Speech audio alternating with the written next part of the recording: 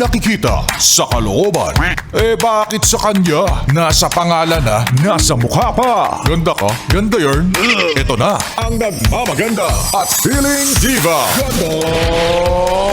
Wanda!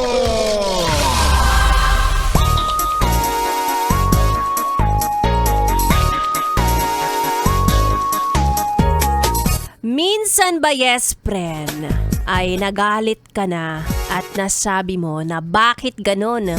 Kapag hiling ko hindi natutupad, pero kapag mga masasamang tao natutupad agad. Bakit ganon nagpapakabait naman ako?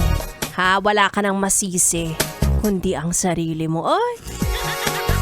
Oy, masyado pang maaga para maging sad boy, sad girl. Tigilan mo yan, una sa lahat hindi bagay.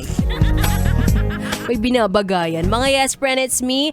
It's your girl DJ Ganda Wanda. Kasama nyo na dito sa 101.1 Yes FM. At ang chika sa akin ay eto na nga. Nagrereklamo ka daw na bakit yung mga taong nakapaligid sa'yo may mga jowa na, may mga minamahal na, yung iba dyan magpapakasal na.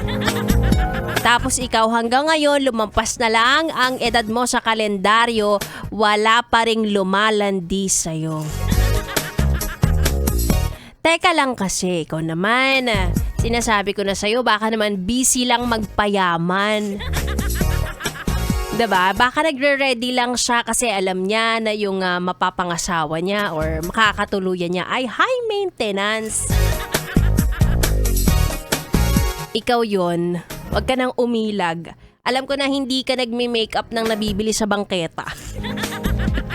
Pero okay lang yon, wag ka mag-alala. Pero sabi nga nila, diba, mas maganda na yung hinintay ng matagal tapos worth it kaysa naman sa mabilisan tapos mabilisan ding natatapos.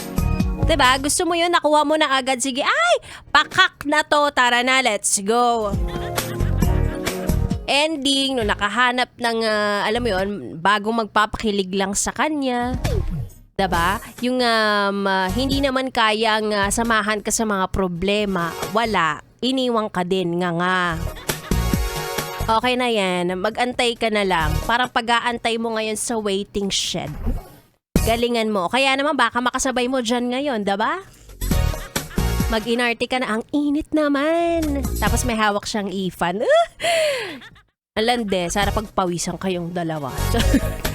Anyway, kasama nyo na ako hanggang alas 9 ng gabi. Ngayong Tuesday pa lang.